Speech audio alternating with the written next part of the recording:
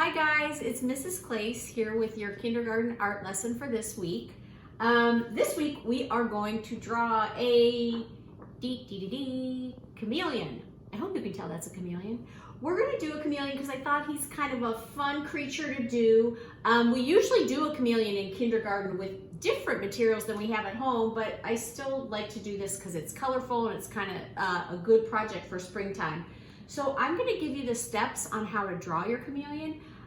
You could see that I made his body in rainbow colors. I know a lot of you guys talk about rainbow colors when we're in art, but you don't have to do yours like this. But I am going to ask you to try to color the different section of his body in different colors. Just, changing the color each time, not just taking your crayon and making the whole body like red or blue. So we're going to try to color the stripes in different colors. You don't have to use the same colors as I did though. So come on over. We are going to start with the chameleon's head. And I know when we do art, we usually start with talking about simple shapes. This guy is perfect to start with simple shapes because we have this shape. It's almost like a part of a circle. It's not a half of a circle. It's like a quarter, which means a fourth of a circle. But start up here on your paper and we're going to do this rounded wedge. It's sort of like a D a little bit to start his head. Now, if yours does not look exactly like mine, no big deal, but this is a great shape to get you started. So there's a curved line and it starts with a shape like that with a curved line. So that's his head. Guys, during this, if you ever want to pause it, if I'm going too fast, feel free to pause, do your work, and then unpause.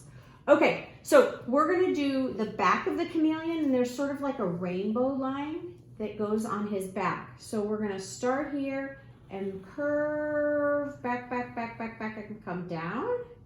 And then we're gonna close up his body. So body doesn't have to be exactly like mine. Yours might be bigger, smaller, I don't know, wavier lines, that's okay. We're just here to have fun and practice our hands, practice seeing things and trying to draw shapes.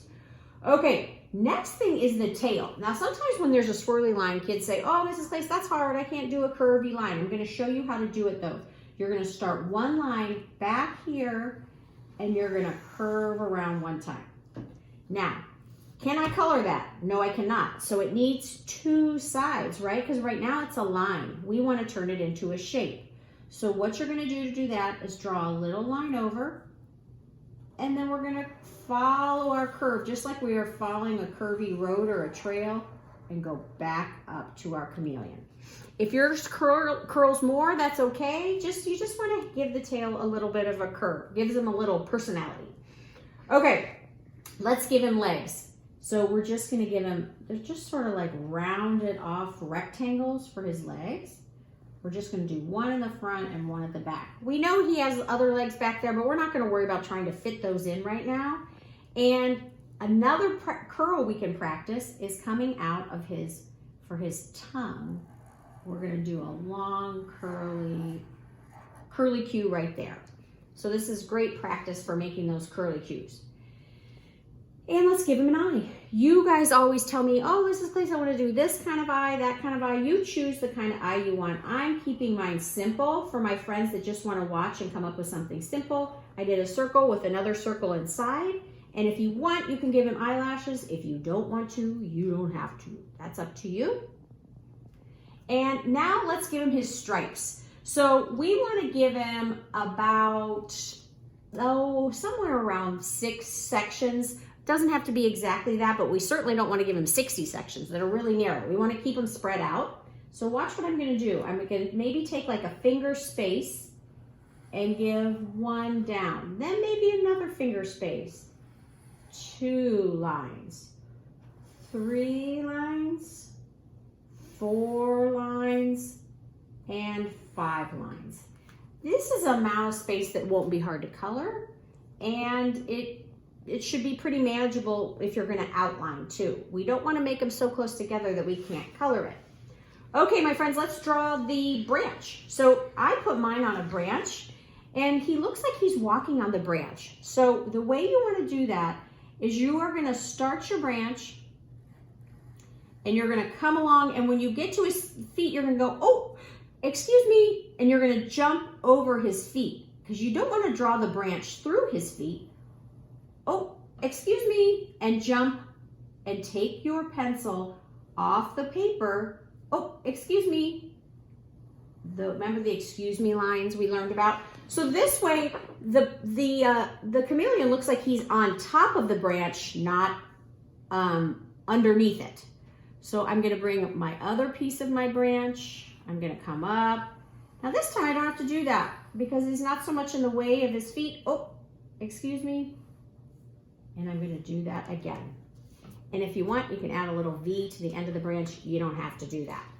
But I hope you guys, boys and girls, you get that the feet, this way he looks like he's on top of the branch, so the branch isn't on top of his feet.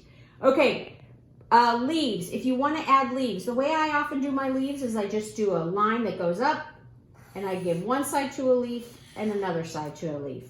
You might have your own special way you do leaves. You do you, however you want to do them, but I just find this to be an easy way to quickly draw leaves. And I'm making my leaves nice and big. We don't want teeny tiny leaves. These will be fun to color if they're nice and big. And the last thing I added was a sun. That again is up to you, my friends. You can add a sun if you want.